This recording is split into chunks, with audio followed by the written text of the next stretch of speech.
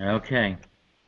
Hey everybody, this is Brother John. Welcome to my YouTube channel and this Google Hangout and another version of God Talk.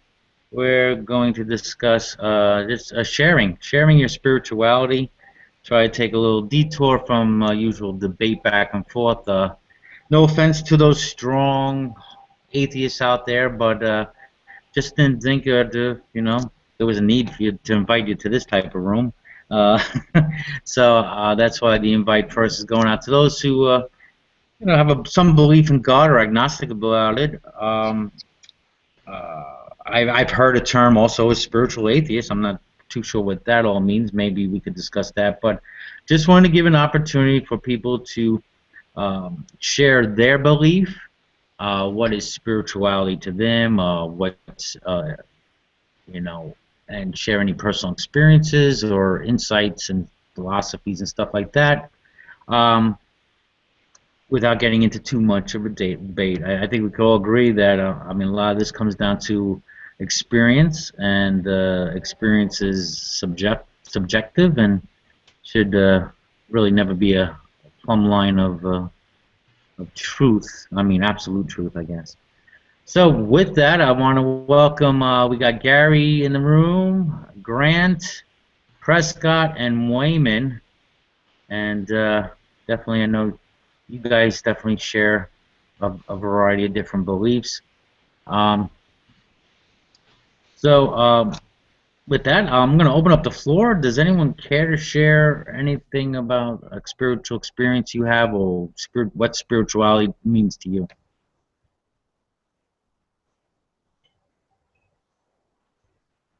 Did I lose my connection? No, I think you're fine. No, I'm not. There's so many different terms for spirituality that I'm not sure exactly what you mean when you say it. Okay, well, I know Gary, you're a deist, right? Yes.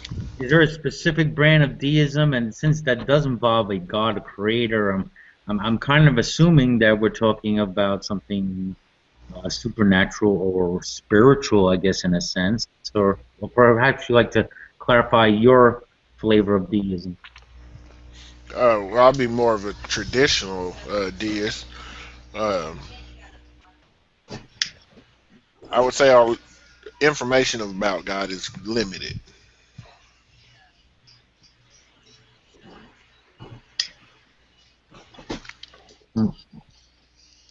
So, do you practice any kind of spiritual disciplines to try to, I don't, what I'm trying to say, connect with this God?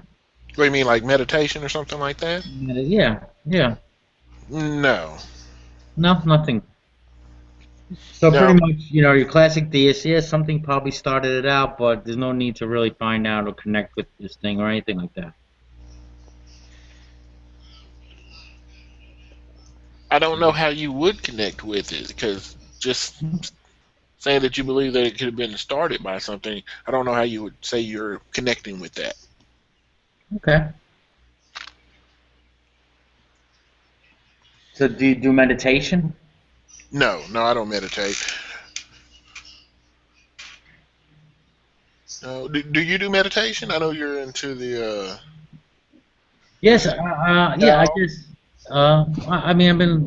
I'm looking at Eastern philosophy. I don't do any kind of formal meditation. I guess it comes down to more of a contemplation. I feel I get into a place of from a stillness, a quietness, and uh, being in nature and observing nature, and that's how I guess I do those kind of things. Besides, Relaxing things. You do stress relieving things. Like I used to do stress relieving things. I used to have the little, the stress balls, the Chinese ones that you kind of roll in your hand. Mhm.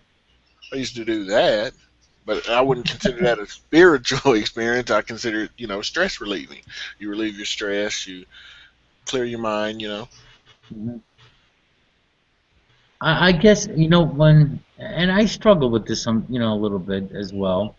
Um, and I guess I take when I think of spirit, and I remember looking at some translations even in the Bible how spirit just simply meant breath, right? So that breath of life.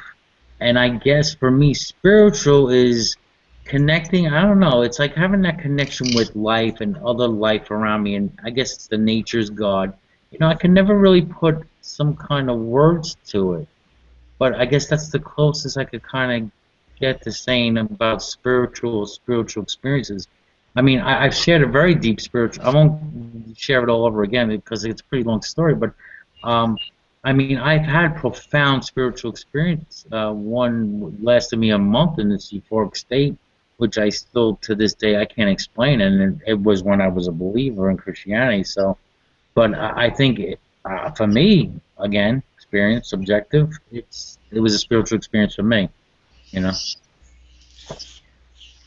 Anyone else care to share?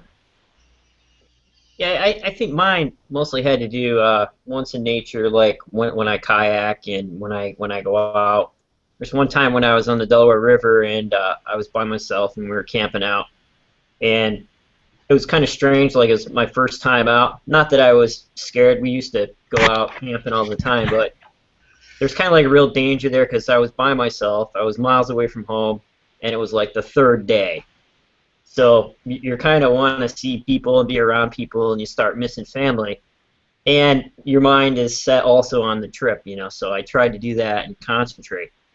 So I was sleeping. I had everything all set up, and I go in my tent. I'm sleeping. I wake in the night, and the wind, like you're saying, was blowing.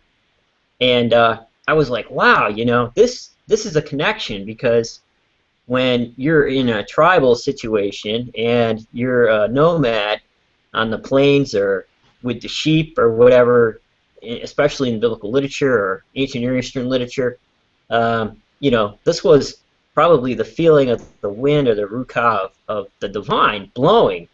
And that to me was pretty amazing because you had that connection of what it actually was, or the breath, that your breath too, as you said, was the same almost. And that connection was pretty amazing for me. And I'll never forget it. And then of course all the connections that I see myself in literature, no matter what I read and what belief system, as abstract expressionism of humans, whether it's dance, music, art. It's a real beautiful thing, and I really use that to connect both myself to the future and to the past, and maybe keep grounded. And it can be pretty amazing. Like even today when I'm like right now I'm doing biblical studies and numbers on the prophet Balaam, and I just came across his oracles to Balak, and I learned that when you put them all together, it ends up being like a hymn, or a psalm. And then I got searching, and they found, like third party outside of biblical texts, the Book of Balaam.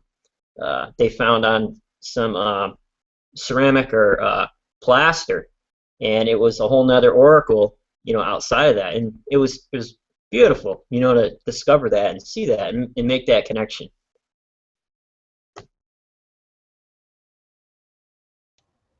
I like. Yeah, even pretty recent. I forgot the. You talk about how you feel that connection, even reading some of the scriptures, and I mean, I could still read some parts of the Bible and have a connection. It's not actually some kind of way out, profound experience, but it speaks to me. I had a recent. There was something in Job recently, a couple of months back, that struck me. My wife just had the Bible open. I'm probably gonna kill this, but it was a paraphrase of like, just as the eye sees. Um, um, the taste of the tongue perceives, or something like that. I'm butchering it. I'm sorry, but I know it's like Job in the 30s somewhere, 33, 34. But it was profound. It spoke something to me that for me for that it was like, well, no, I did butcher it. I'm sorry. It was as the tongue tastes, the ear perceives, or something to that effect. It was the tongue and the ear, and how like for me what I saw was like when you taste food. You pretty much right away it's sweet, sour. If you like it, if you dislike it, and you can you know, get all that right away. But how many times do we allow our ear to be as perceptive and discerning as our tongues? You know, sometimes we listen to things without discerning them, or you know, um, studying it or whatever, or to see if it's really, if it's good, bad for us and stuff like that. So that, for me, that was a profound thing, and I can still get that out of even scriptures. I don't have to believe in the whole Bible, take it literally, and still get something out of it. Um, Grant, you with us? Sir, Hey, Grant, hi. do you? Go ahead. Oh, I'm just listening in. I don't connect really with any scriptural or doctrine or anything. So, and I don't want to play power or opposition to any of these things because I understand they're very meaningful and very personal and they're beautiful, and I don't want to take anything away from any of that. Okay. Yeah, I mean, I'm still getting to know you. I know you're like agnostic, right, Grant? I'm atheist.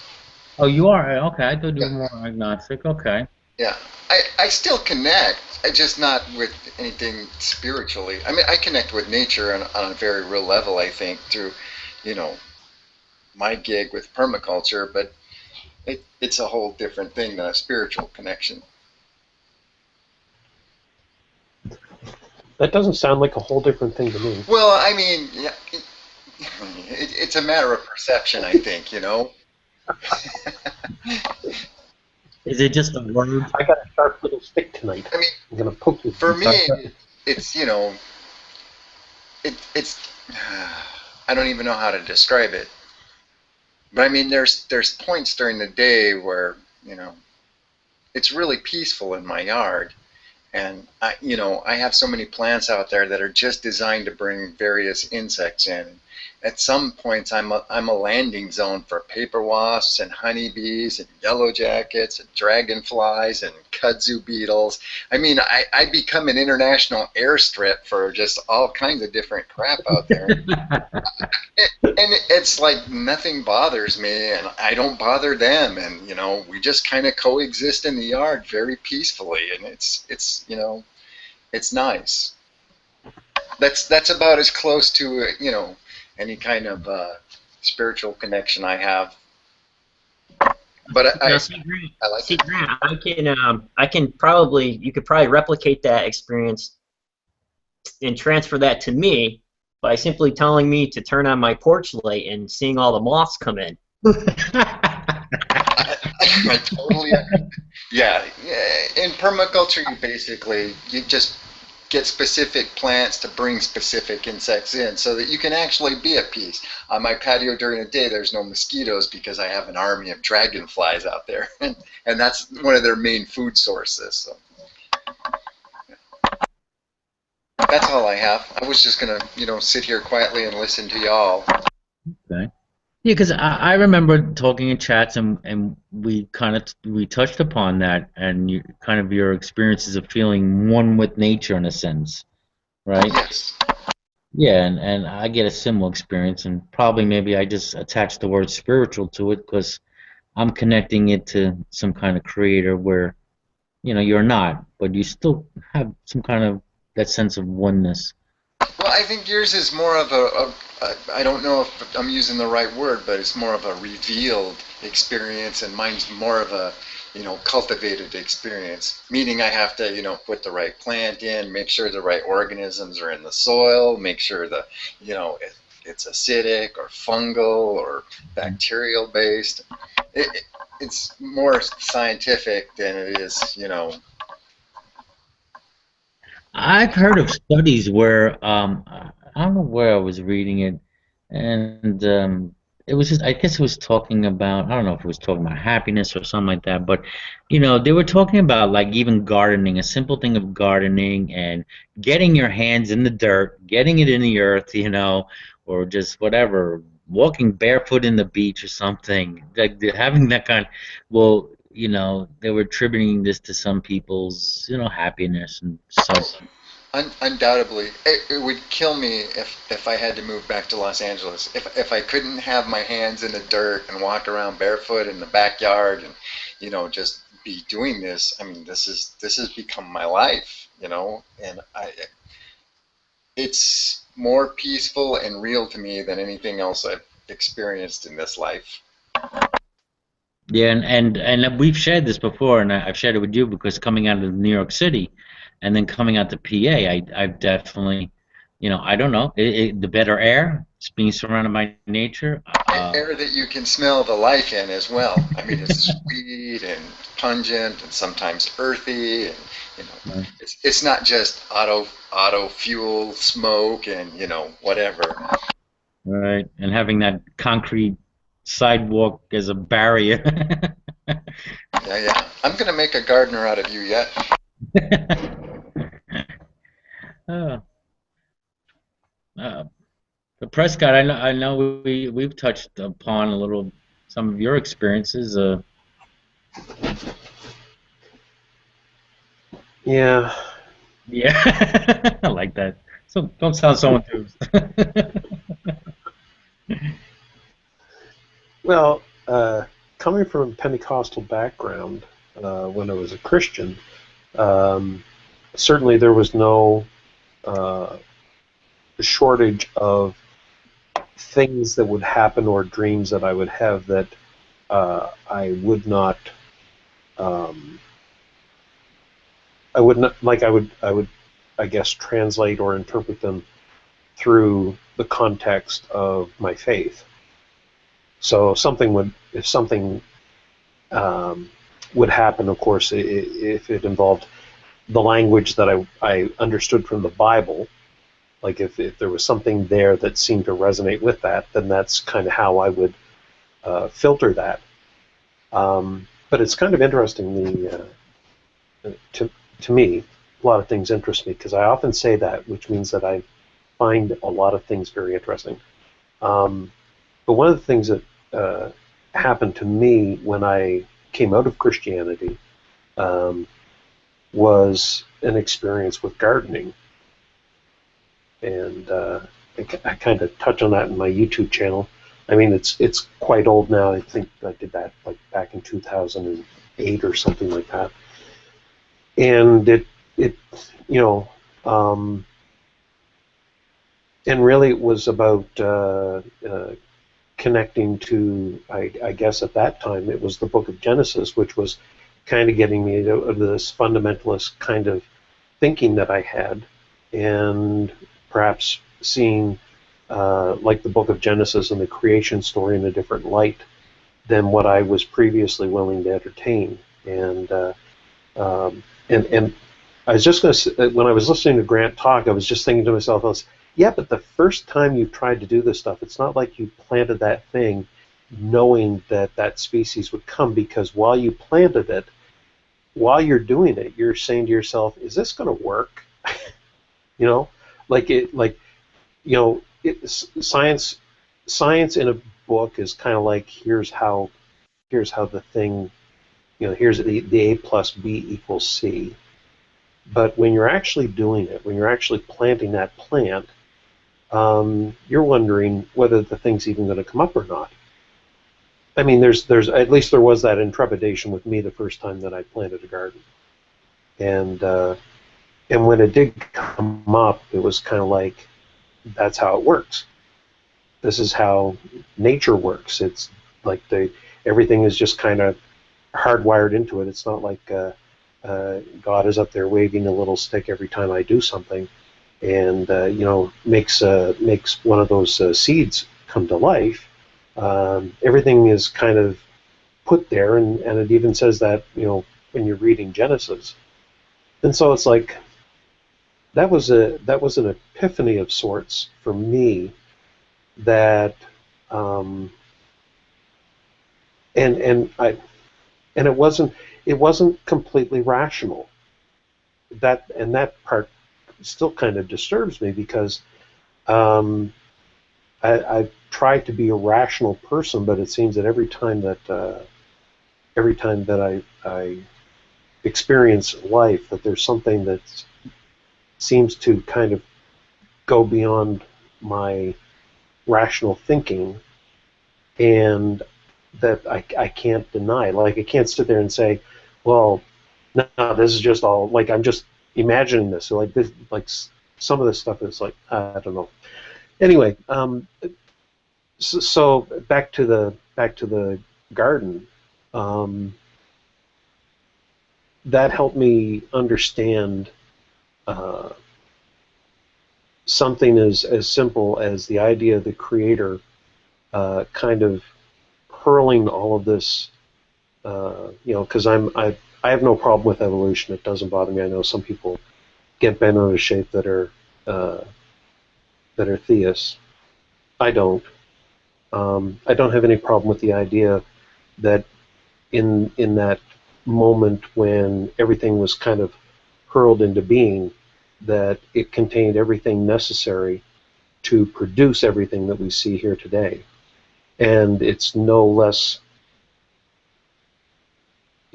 consistent with the story in Genesis than,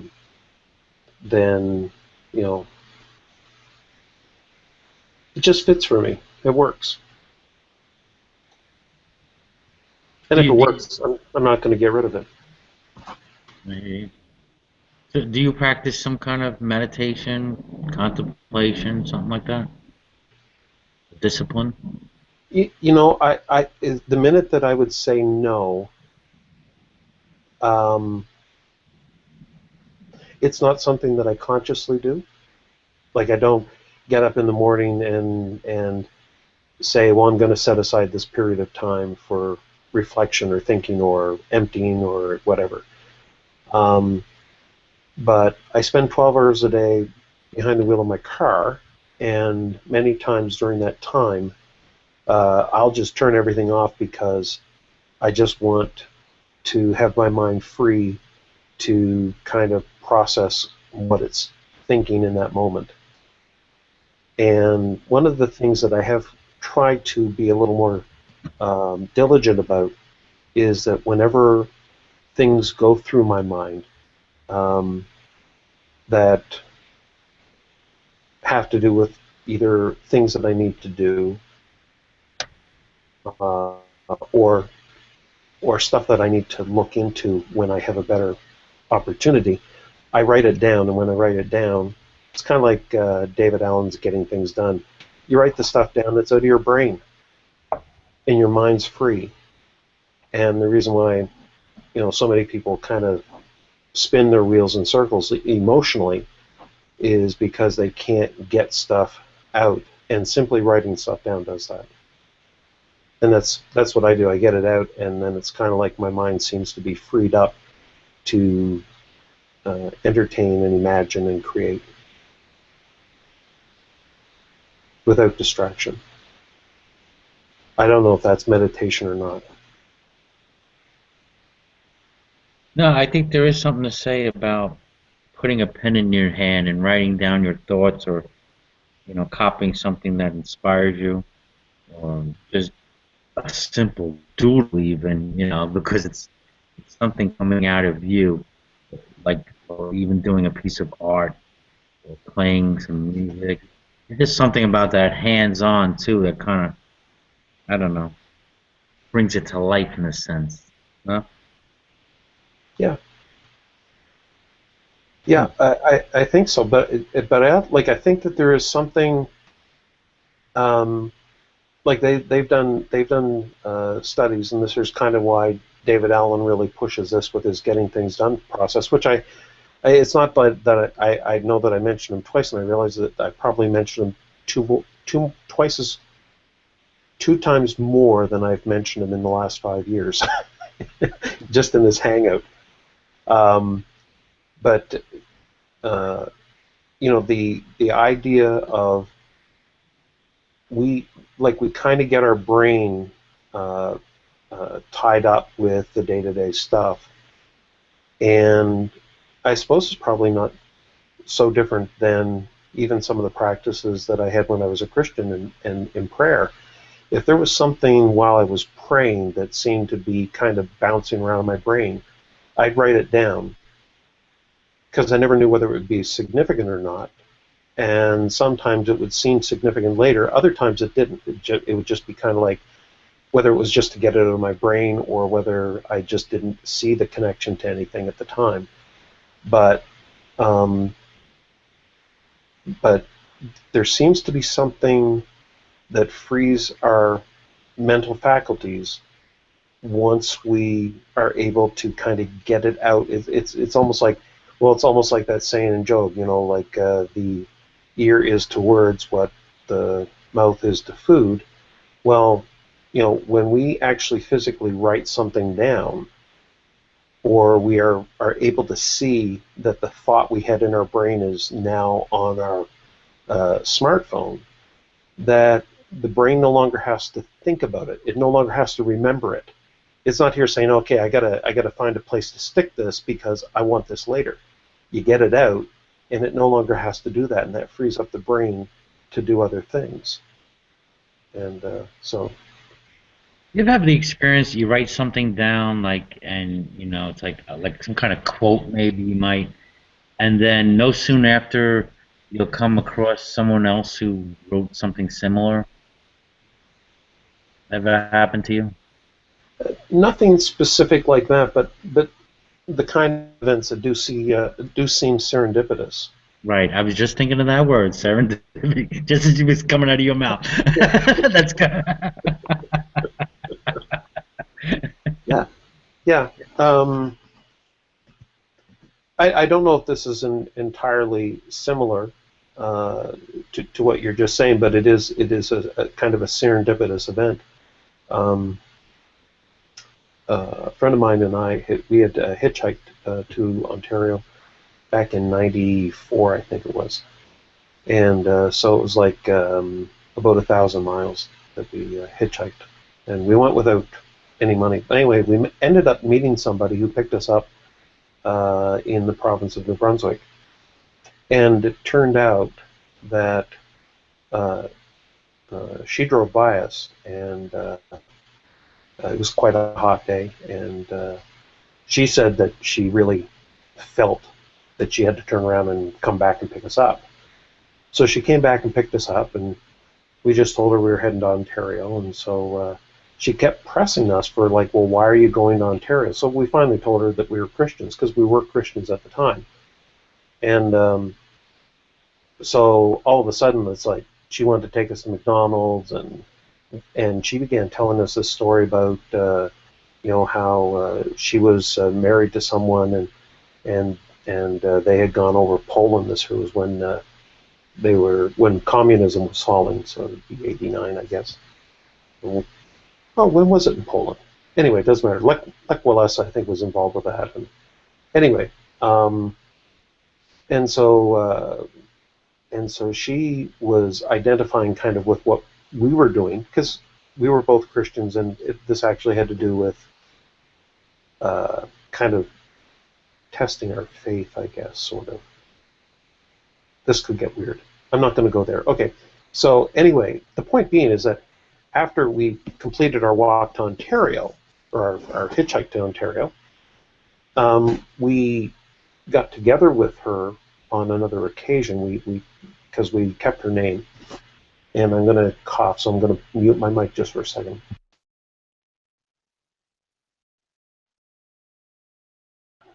There. Anyway, so this one day I was planning on going up with another friend from here up to visit her for a couple of hours and go out for lunch and chat. And we didn't know where we were going to meet. We didn't know what day it was going to be. So basically, one of us picked the day.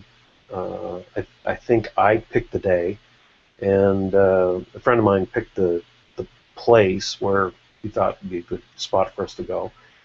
And she had to set up the time that it would work for her. And so we ended up going out to this truck stop on the highway. And on our way up, I was talking with this friend of mine who, you know, knew quite well. And he had a difficult life, to say the least. Um, and when we were talking about many things going up, which to me was just like, the usual yammering on that goes on between two people, and they know each other well.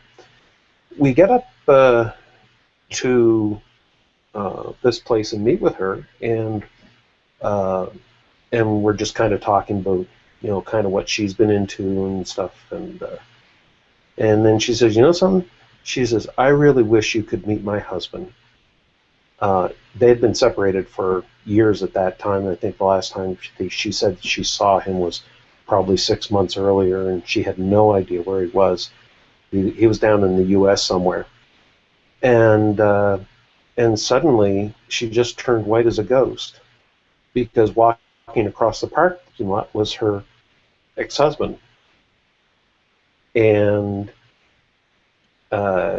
he he supposedly lives miles and hours. Like he was down somewhere in Maine or Vermont the last time that she had heard anything about him. Okay. And so now here he is walking across the parking lot at this truck stop. And so she kind of freaks out, and she runs out, brings him in, and very, very modest, kind of quiet guy, kind of like Neff. No, joking. And anyway, he really takes an interest in this friend of mine.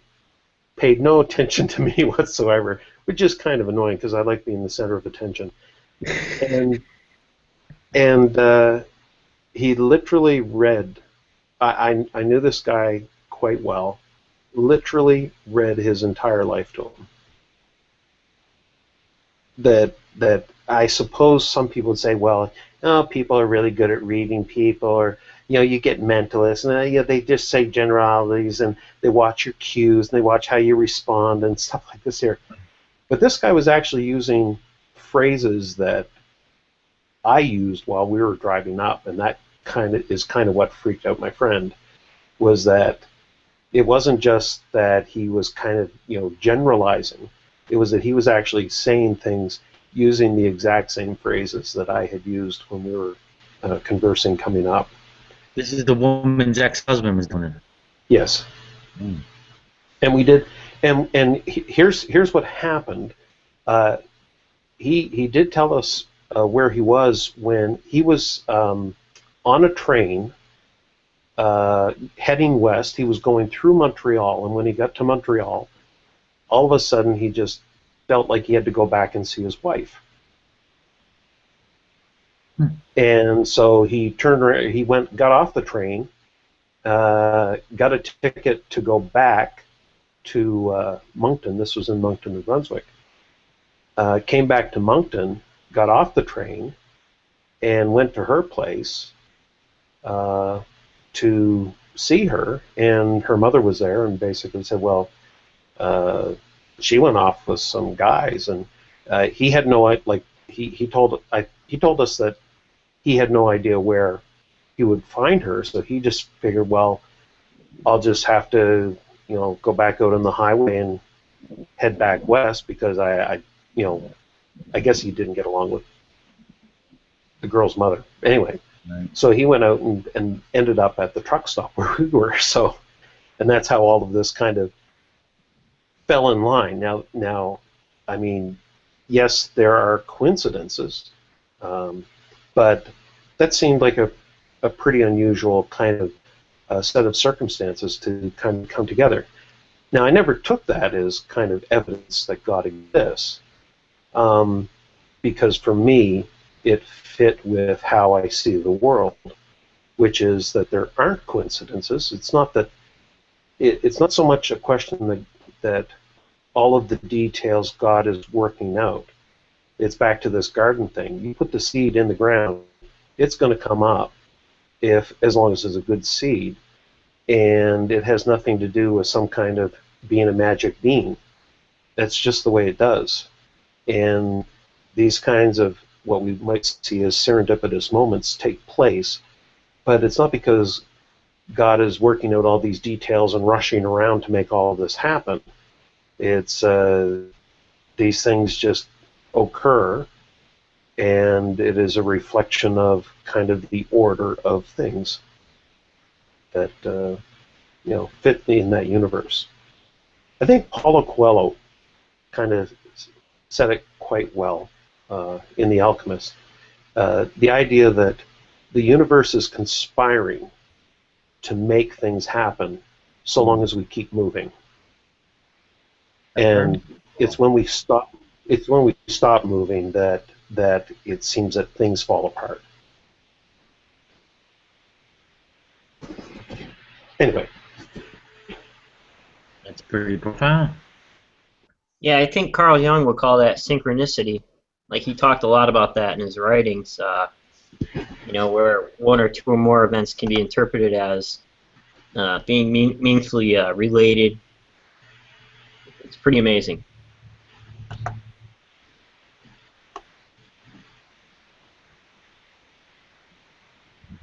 I can do one better than that if you want me to. and it only take a couple minutes, honestly. You've heard of casting of lots in the Bible? Yeah, it wasn't like a form of gambling. No, that's right. It's kind of like the Uming and the Thuming or something like that. They're the stones. Anyway, it's Chinese have something like that too. What do they call that? Jing or something? It's like 64 different combinations comes out. I forgot. I'll have to look it up. But anyway, go ahead. Okay. Well, I had this is also while I was still a Christian, so I was quite superstitious apparently. But I used to flip coins to make decisions. And I had a very clear rule. I would not flip a coin if I knew what it was that I should do. The coin was only to be used if I had no idea what I should do. Because the minute that I introduced bias in it, then I tend to think that, well, what I discovered through personal experience is that if I bring bias into it and I flip the coin, it always goes for my bias. So in that sense, it's never wrong. Because it knows what I want and it's going to give it to me, because it's never wrong. It's the craziest thing. Anyway, I actually told some friends that I do this, because this is not something you go around telling people, because then they think you're really nuts. Like, I could hear Neff if he was in here and he heard me say this. I said, well, it's right in the Bible. And he'd be off for a half hour. I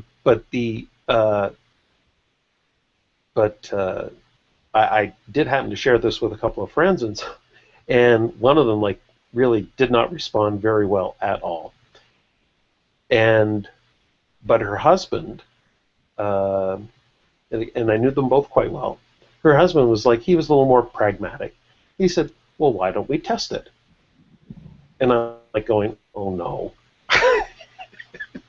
Because now I'm going to look like an idiot because, they're not going to use the right coin or, anyway.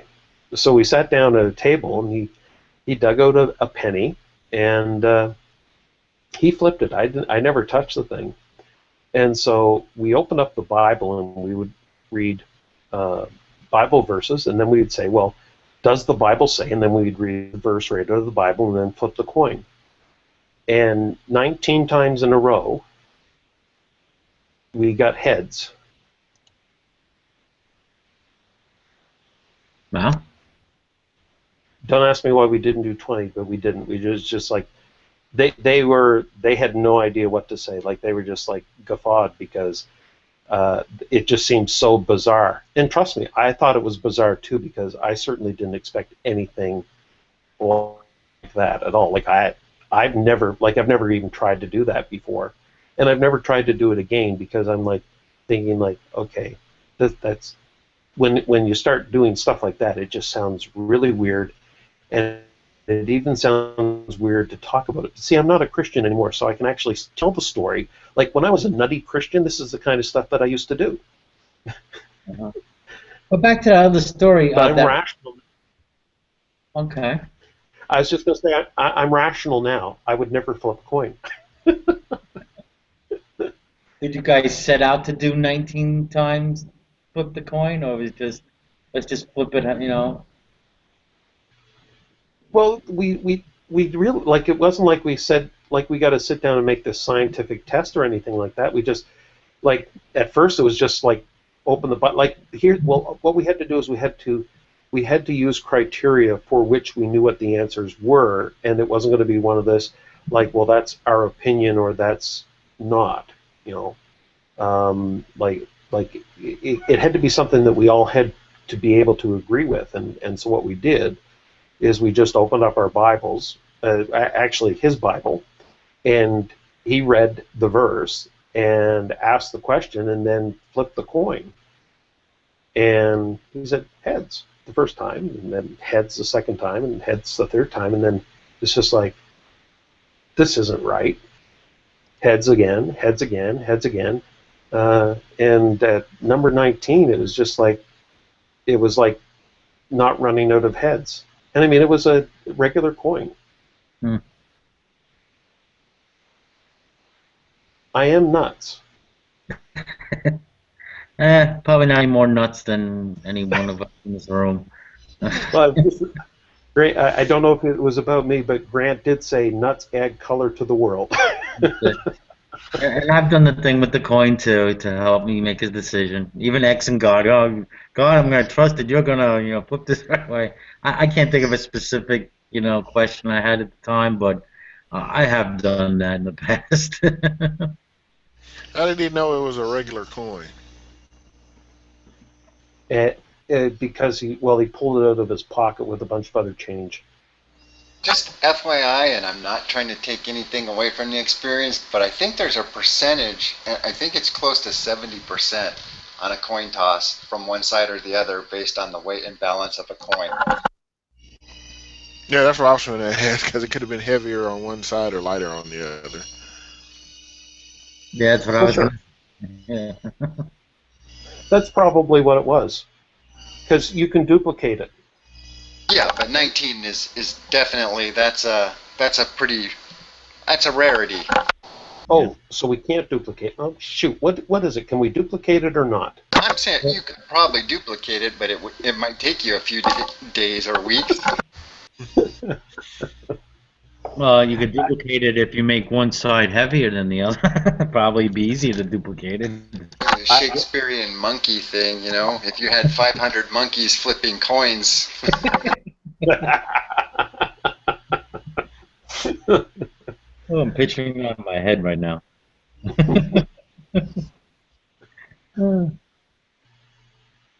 I have traveled the road. I have walked the road less traveled by, I think. That's the most colorful one in my book. Mine too, and I can't even take credit for it because I never would have offered to do something like that. It was my friend who did that. I was really uncomfortable with it because I really had no idea what would happen.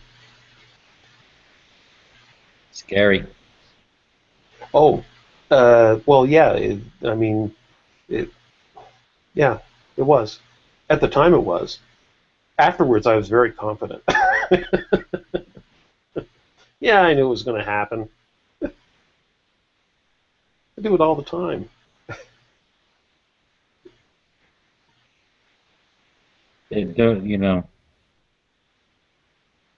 I'm thinking of a fork in the road. You said the road less traveled. Looking, it could be scary. But then at the same, because it's the fear of the unknown, what's going to happen. But then it's what's the alternative? In some cases, it's just complacency. It's the same old, same old. There's no rush, no adrenaline rush, or should I say? Yeah. Yeah. I mean, I think that faith and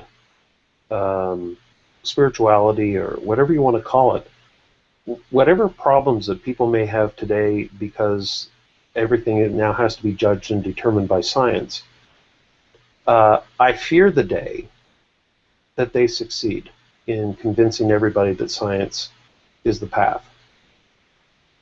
It's one thing to use science as a way of understanding how things are.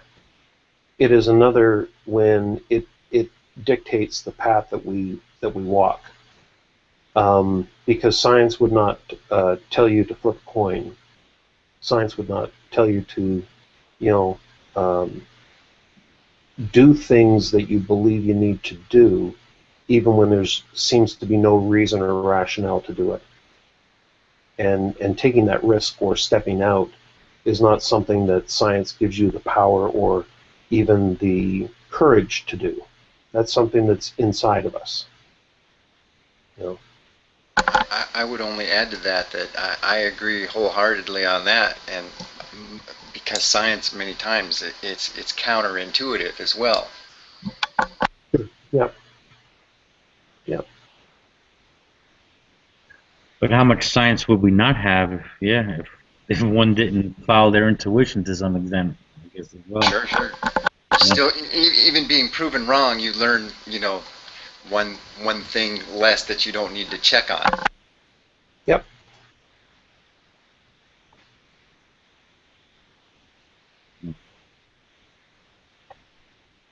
Yeah, I still really like the part of the movie where in Star Wars where he turns off the equipment and puts the the shot right down the Like shooting womp rats. yeah, like to me like in manufacturing, like we have all this equipment we work with, robotics, scanning stuff, and for quality stuff, but I still can't trust the systems enough. They still have quality checks that we need to do, and if at times we do get lucky, like you're saying, it'll be time to do whatever needs to be done, and somebody will grab something, and all of a sudden off quality, we got to do all this stuff to regulate it, and it's pretty amazing. We're all sweating it because we're like, wow, we got pretty lucky. And other times we don't get lucky, even with all these systems in place. It's just crazy. Hmm.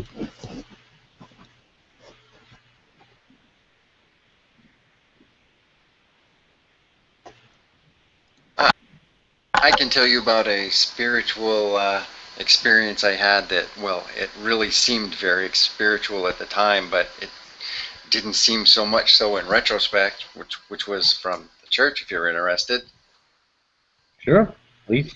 I'm sure a lot of you can actually relate to it. It's it happened in a Baptist church, and it was when they were doing the call. I know you're all familiar with that. The choir singing, the music's building, and the pastor's flailing about blindly trying to find out who he can get to come down to the stage. I know there's somebody out there that's experiencing problems with their marriage. I know that there's somebody out there that, until he finally makes eye contact with somebody that'll look right back at him. And he hit me on one. I don't even remember what it was, but down the aisle, my little feet seemed to carry me all on their own, and I was in the moment, I was in the moment. But yeah, looking back, I just think it was manufactured and manipulated.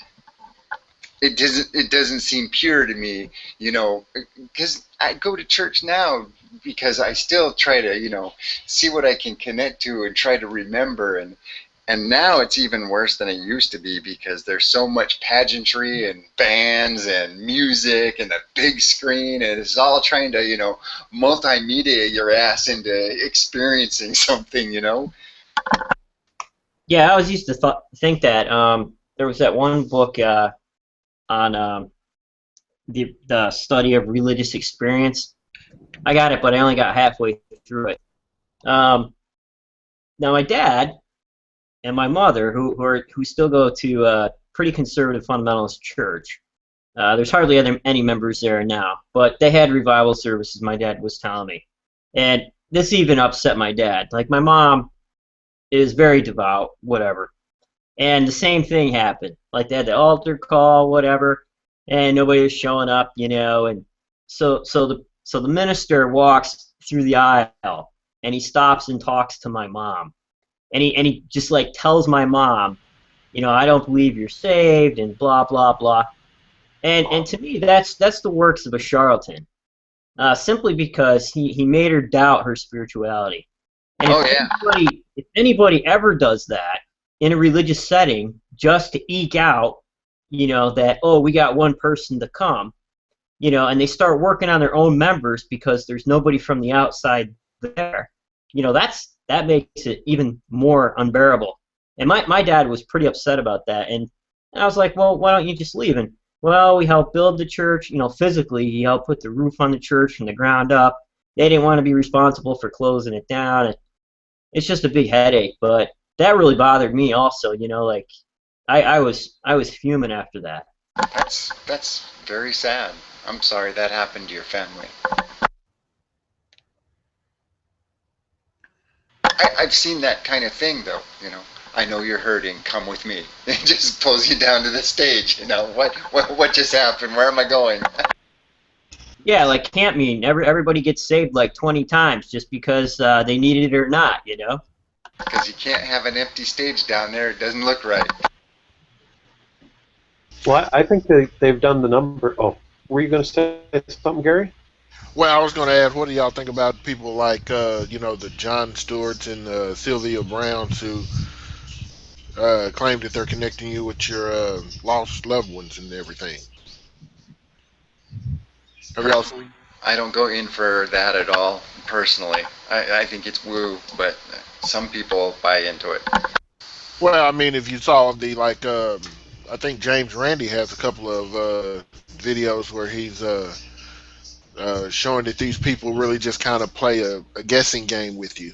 Yeah, cold read or hot read, and yeah, absolutely. Or even get some information on you beforehand, definitely. Yeah. Yeah. Yeah.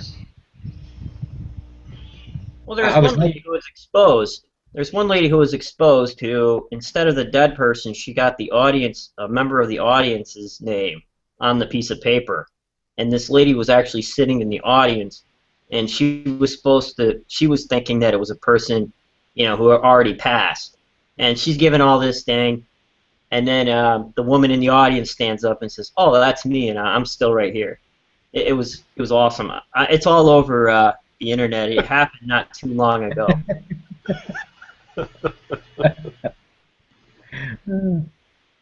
No, if you see the James Randi videos, they have to, like, pass a test. They give them a whole bunch of people, have them do a cold read, and then they're supposed to pick between the envelopes and tell them which person is, which, based on the cold read, and they usually don't get, maybe they might get one right out of the 10. Is this the same guy? He had like a TV series where he went out and duplicated these experiences, or am I thinking something else? No, it's the same guy. I can't remember what his show was called, though, but yeah. Okay. He's the one who has the, I think, the $1 million prize for any proof of the supernatural. That's the Randi Foundation, yeah, $1 million. Yeah, he's exposed a lot of big names, too. Big names. Uri Geller. Yeah, that one.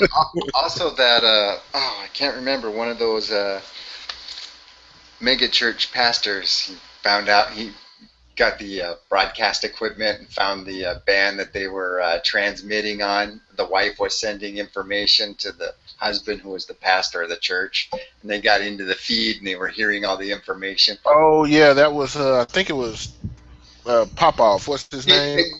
Yes. Peter Popoff, the guy who sells holy water. Yeah. He's still going. Yep, still going. Even though he showed that they all filled out the cards before they went in, and that his wife was feeding them information. Mm. Yeah, he's still a big part of the prosperity doctrine stuff. He's making people millionaires now, You know, those mega churches come with houses, so.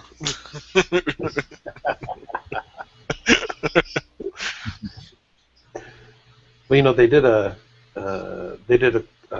study. I don't know if you'd call it a study. They added up. They got the numbers. They got the results from all of these major ministries, in terms of how many people, quote unquote, came to the Lord that year or over the past number of years. And they added them all together, and it came to like 4 or 5 times the size of United States.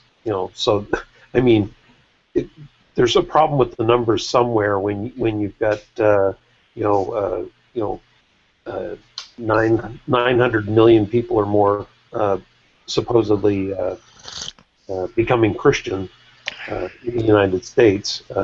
So Yeah. hey, Carlton. I call him. Wait, how did you get into this room? Yeah. Sorry, guys. I'm not feeling real well tonight, so I'm having a little tea here. But I wanted to thank you, Brother John, for the invite. I do appreciate that. Yeah, we'd like to hear about your spiritual experiences. Well, if it helps any, I just took a nap, and during my nap, honest to God, during my nap, I had this dream that I was sneaking into a Greek Orthodox church to sit in the back row and read my Bible where no one could see me. I swear on a stack of anyone's Bibles, this is exactly the dream I just woke up from. And then John invites you in here. It had a, yeah, I don't know. You got invited to come here. Look at that. It was a bizarre mix of who's the guy that we talked to that's the Greek Orthodox? Is it Epi? Epicurus. It might be Epicurus.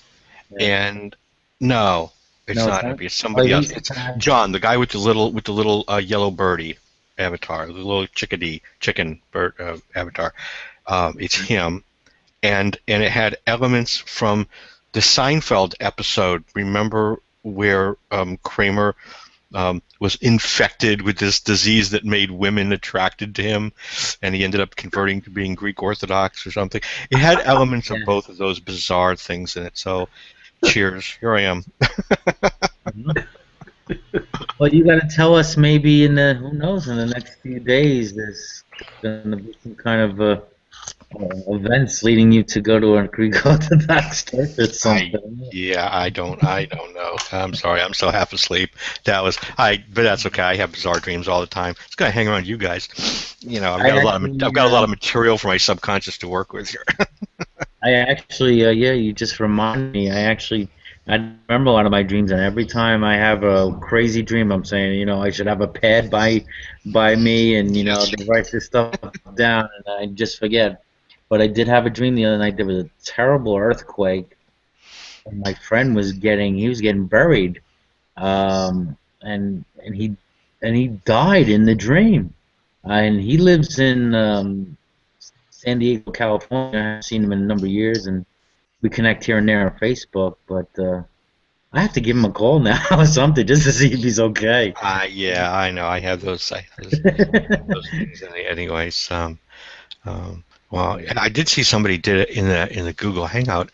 At least asked a question about, what did he say? He said something about how the hell can you have a spiritual atheist or something like that. I don't know if you saw that one. Let me see if I can.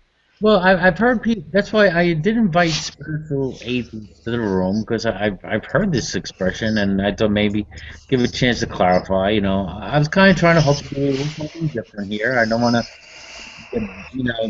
Aside from the bashing, just to give people an opportunity to share experiences.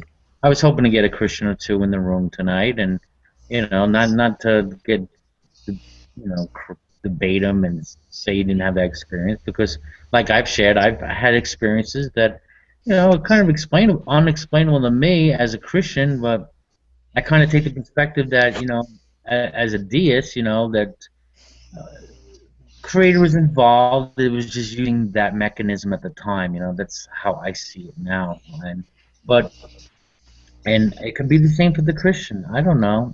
Some things like we have these mass hypnotisms, say at the charismatic churches, and these kind of things can be explained. But Other things, I don't, yet.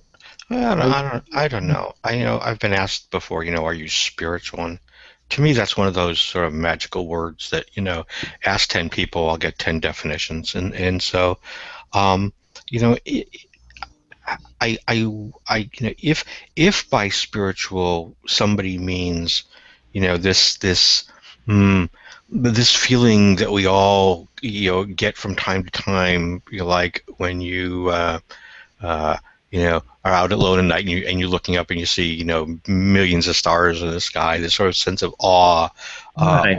or maybe it's this like, I know I did, probably a lot of people did the first time they saw Dead Poets Society with Robin Williams, in the movie theater. At the end of the movie theater, it took every impulse I had not to stand up on my chair, right, and cheer for the movie at the end with everybody else in the movie, because it was such an emotional draw. I think, I, I think everybody has those, or at least most people have those. And if that's what you mean by spiritual, then yeah, sure, I'm a spiritual atheist, because then I don't think there's any conflict between the two. One of them just describes an experience that's common to everybody, regardless of your belief system. Um, but if you mean by spiritual that I literally believe that spirits exist, or that there are beings, beyond my sense experience that somehow communicate to me, or pull the strings behind the curtain, so to speak, then no, then I'm not spiritual. So I guess it all depends what you mean. I hear you. That was pretty good for someone who just woke up. Thank you.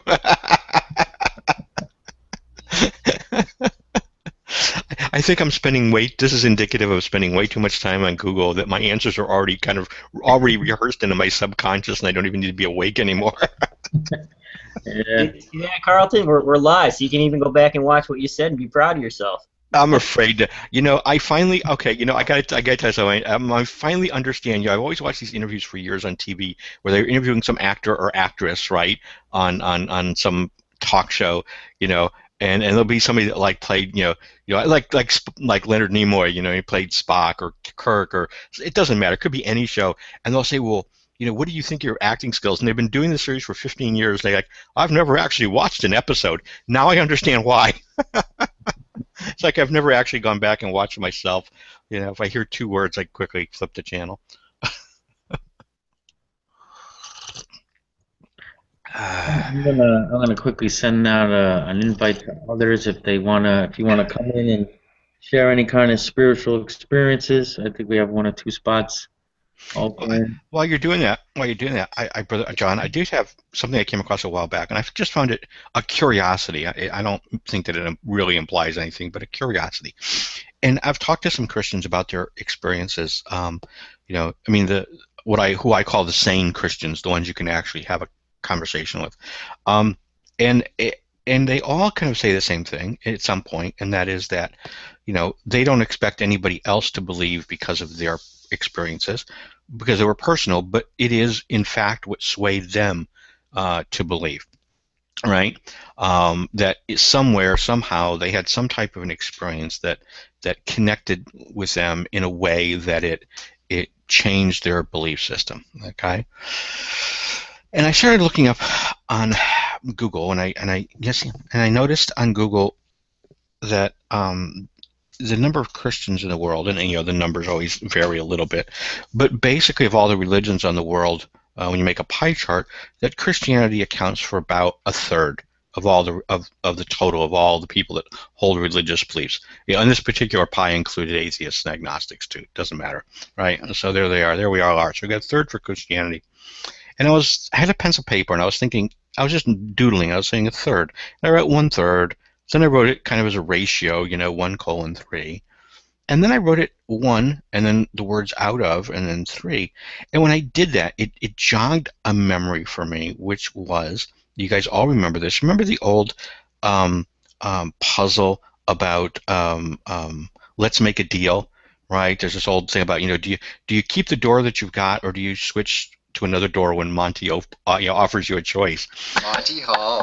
The Monty Hall problem. And And They do some kind the of answer. experiment, right, with that or something like that. Well, yeah, I mean, the correct answer to the experiment itself was that you always, always, always should change your mind.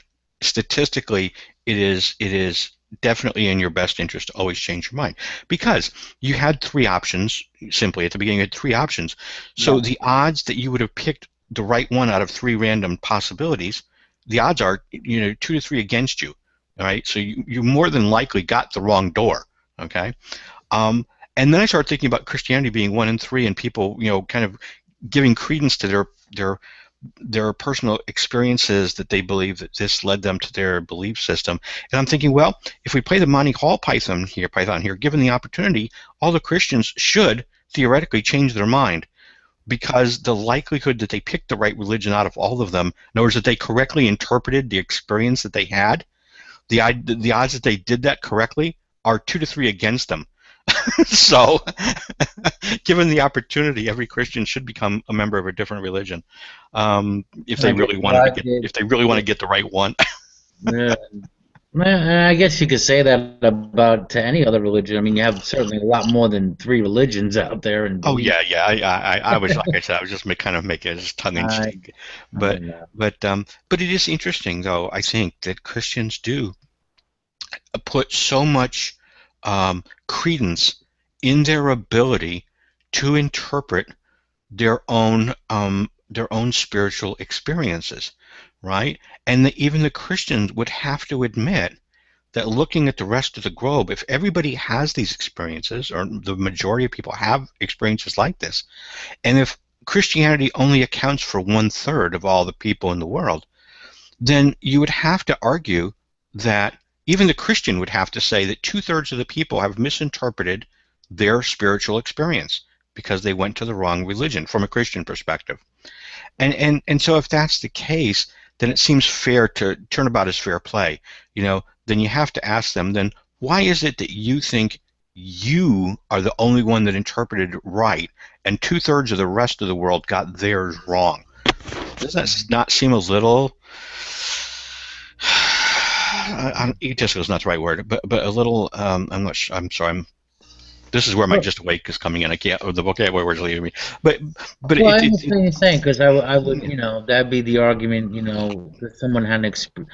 That's why I'm in the place I'm now. My experience is for me. yeah.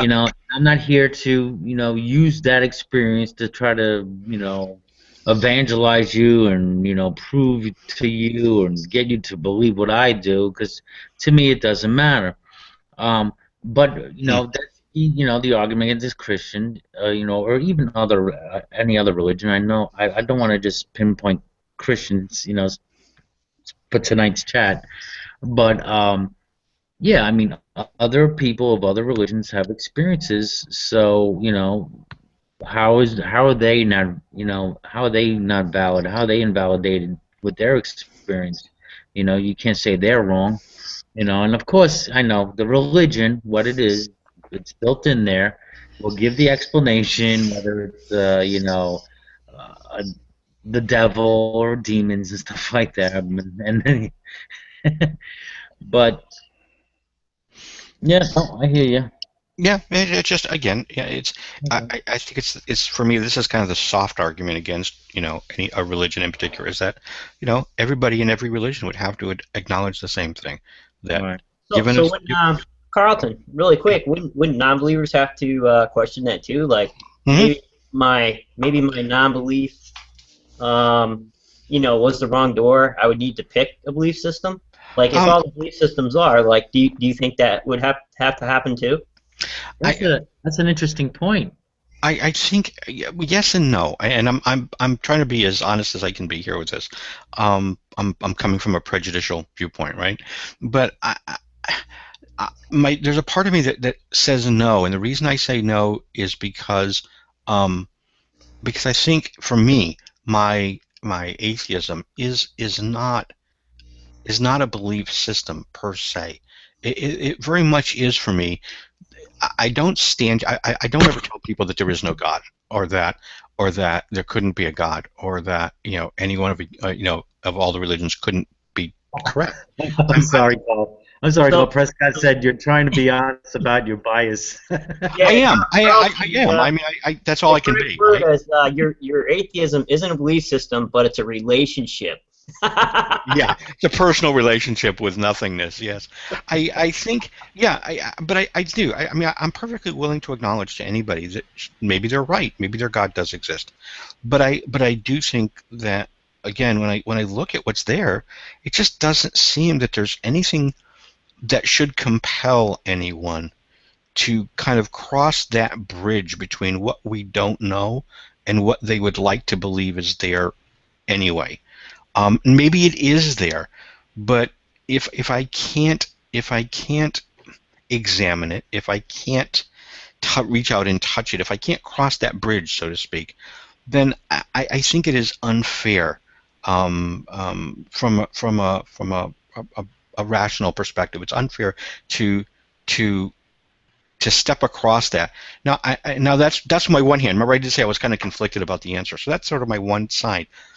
I do have another side to me, which kind of says, that it is similar, right? Because I think there are a lot of people in the atheist community who truly have not taken the time to think through all of the implications of their position. I think there are a lot of people in the community that for whom it's as much a knee-jerk response for a lot of people in the atheistic community as it is for people that are in religious communities. All right, I think that category of person exists clearly on both sides of the fence. Um, and so for the atheists that say there's no God and you're stupid to believe in God and yada yada yada, I think a lot of those are people who they're making the same claim as the theists are. They're just making. You understand what I mean when I'm saying they're making the same claim, just a different one? In other words, they're still trying to assert that they have some level of knowledge about what lies beyond what they can experience, that they can be dogmatic about. And I think that again is you stepped off the limb. You're not even on the end of the limb anymore. Now you're. It's kind of like what was his name, Indiana Jones, right? Where he has to take that step of faith between the two cliffs, right? And there's nothing. Looks like there's nothing there but air, right? Yeah, it's like you've already taken that step. You're out there hanging in the air at this point. But anyway, yeah, I mean Was that's it Plato or I don't know who it was who said that? And this is what I believe. The most honest answer is I don't know. I agree. I think okay. Sorry if I'm talking too much here. I'm waking up now. Um, Oh my God, I can't imagine when you're wide awake. yeah, just be lucky. You're lucky. There's something to be. There's an answered prayer if there was one. I think. I think that I want to be careful there because I think that is the most honest answer. You're right. That's all I can say is I don't know. However, I think I can also say, right, and this is where the atheism comes in. But I think I can say that for you to say that you know is illogical and irrational, and you shouldn't be doing that. That's not how we live our lives in the world. I mean, we all agree, even theists. I haven't met a theist yet who tells me that they don't think that reason and logic are the best tools that we have to understand the world that we live in. None of them, right? Everybody, this is sort of a foregone conclusion. Everybody acknowledges this and agrees to this, at least in my experience. I would only go one step further on that, saying, and since you don't know, stop pressing it into your kids. Well, yeah, I mean, yeah, and I mean, the doing it your kids or doing evangelism or doing missionary work all flow out, I think, out of this. And forgive me out there for those of you that are about to hate me when I use the word pretend, but for those of you that pretend to actually know, so yes, I think if I actually knew or if I believed I actually knew, then I have an obligation. There are things that flow from that knowledge or my belief that I know this, that are logical, right? If I truly believe that the movie theater is on fire, I have a responsibility to run and drag people out with me, right? But it's that belief that I think is just and when I say pretend, I didn't want to really use that word because I think there are people who have either never really thought about it, or B have been want it to be true so much that they actually have convinced themselves people can easily convince themselves that something's true when it's, not. They just don't look at what they don't want to see. And so I'm not, when I say pretend, I don't think that everyone that's a Christian or a theist is actively trying to be dishonest with the rest of the world. I just think that they're so bound up in it that it just, I think their own psyche rebels against actually looking at it and thinking about it in terms of maybe it's really just what you made up or what you'd like. At the same time, I think at the same time, I think that maybe people are okay with that, because with that comes, say, community, comes, say, ritualistic practices that say this here will get you to this point, and this is where you're at, and this is where you're going. Even if you don't know for sure, you have the community backing, you have the community, I don't know, shall we call it fellowship, or the community help, and it's that community that sometimes people actually need. Say, for example, like I'm agnostic. My little cousin, she has disabilities or whatever. She's mentally disabled, and she goes to church. Oh, sorry. And like that whole community, was really helpful to her, and supported her and almost gave her everything she needed, like friendship and the ability to go from point A to point B, and involved her in a lot of church activities, stuff that she would have never even got out of a community in general, and so I think that even though it may be unreal, there are some real aspects on what it does psychologically and fits a person within a social context to give them reference of where they are and where they possibly could go. That's why I think maybe belief systems are kind of important. Like, they can send you on some path and maybe be a marker from point A to point B. But nothing saying that when you get there, you can't change it up to something that you can deal with better. You know what I mean? I don't know. Maybe I screwed that up, but No, I thought you said that really well. My apologies for those that binging, and yeah, I'm awake now. I was just going to say, according to the Tao Te Ching, every time we have a chat here, we prove that we don't know, because in one of their sayings in 56, and I always love this one, is those who know don't talk, those who talk don't know. Yeah. I oh, Carlton, you better calm down. I'm sorry. Shut up, Carl. Now I just shut him up. Now he just lost his. You did. That was great. Wayne, no, I think what you said was right on the money. I think, and this is where I think sometimes I'm different than some atheist people are, and maybe not, but I think so.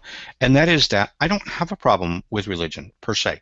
In other words, I don't have a problem with the person who says, I choose to believe, right? And I realize that this is my choice. I'm just choosing to believe because I derive something from that. Whether it's a sense of community, whether it is a sense of comfort, maybe it's a sense of control over the world that I live in. Maybe it's a sense of brotherly love, or maybe it's what I use to sort of project my ideas of what perfection is like, and it gives me a goal to aspire toward. Whatever. I mean, there's all kinds of things I think that you personally can get out of religion, or if that's spirituality.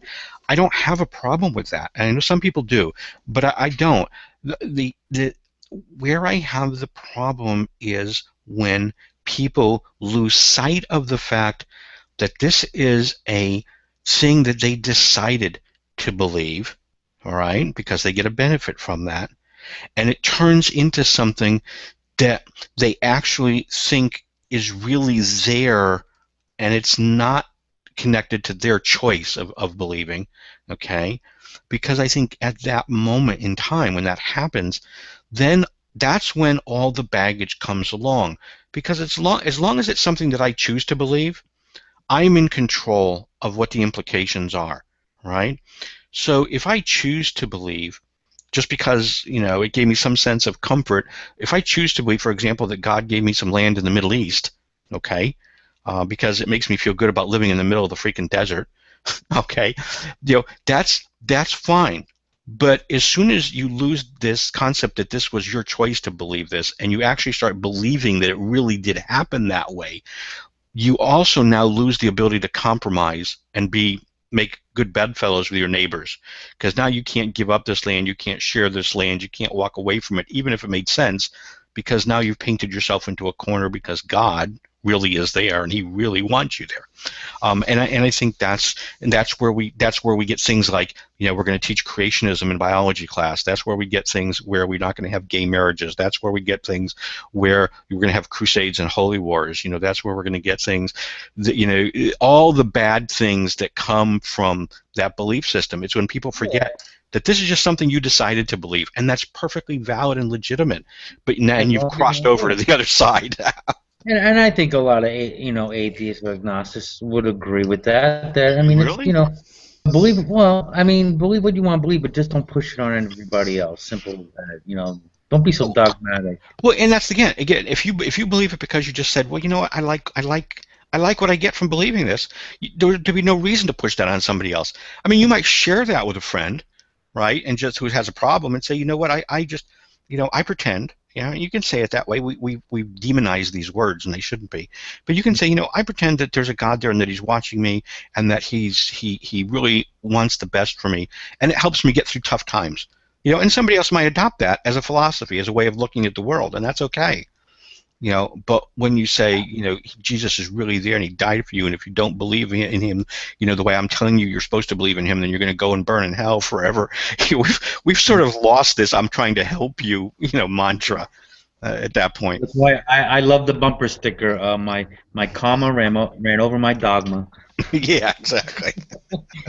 Well, what I think back in the day, like when YouTube first got started, and there was a lot of atheists coming on. Atheist extremists, stuff like that. People didn't want to think there was atheist proselytizers. It was huge. I think it was bigger then than it was now, and probably Brother John knows too. Oh yeah. And it was kind of like, well, it was all done in retaliation to proselytize and come out of fundamentalism. And I could understand that, but they kind of kept going with it, and it was amazing to where people were telling each other they were crazy. So here you had a bunch of kids, who would get thousands of subscriptions just from changing their belief system or identity from, Christianity to atheism, and bam, that would guarantee you, at least 1,200 subscribers and everybody giving you a pat on the back, handing you a T-shirt, and shaking your hand, when maybe they didn't really know how they got there. And some of the worst videos I've seen, were of Christian scientists trying to explain things, but the other videos were atheist Bible scholars trying to explain things. It was just horrible. Like, I would just cringe at both sides, and there really wasn't nothing really we could do about it. And I still see it happening today, and it's humorous now because I've seen so much of it, but I don't know if they know what they're doing. They don't. I went into a hangout once, and it was. I know this sounds very noble of me, okay, but so take it with a grain of salt, right? But I really am interested in just having dialogue and trying to explore and seeing what else we can learn and understand. And so I saw a hangout once, and it was atheists, and they were doing this, sort of not Bible smashing, but was Jesus a real person, a historical person smashing episode, okay?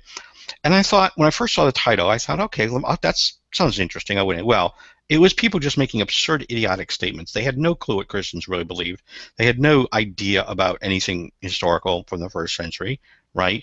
They were just making silly assertions, right?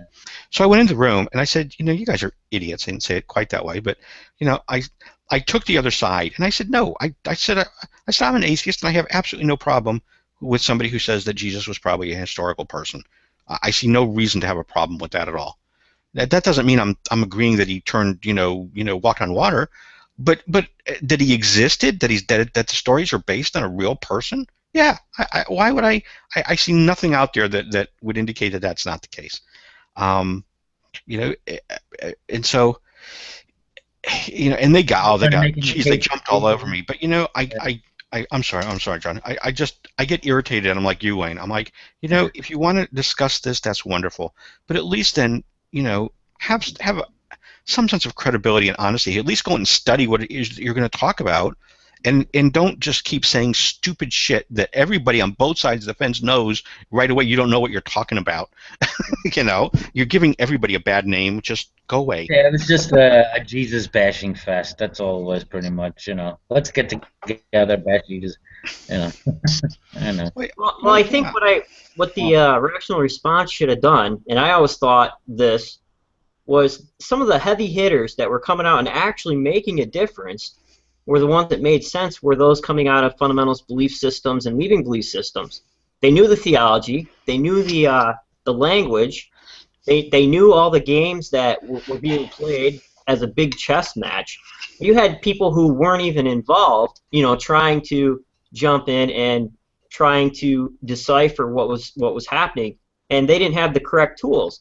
So I was thinking, if the Rational Response Squad set up a huge database to educate, all these new converts to atheism that was coming in, and to get them to read the literature and biblical literature, world religion, and study that stuff, how it works, psychology behind it, comparative, anthropology, all kinds of stuff, they would be better equipped to make better sensible arguments rather than just bash and make everybody feel bad and look bad on TV once they made it there. Yeah, Well, do I want to go ahead, John, please? Yeah. I'm gonna pause you here a second. Yeah, because I would, we could talk about this. We're just diverting a little bit from the subject, and sorry. Unless, no problem. I understand. It's kind of a natural. It's going to naturally go into that direction. I understand, but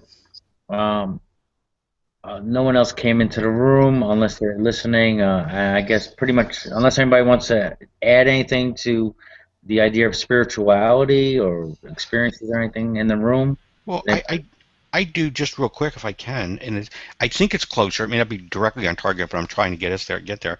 But why do you think it is, Brother John, that now you sent out an invite several times, okay?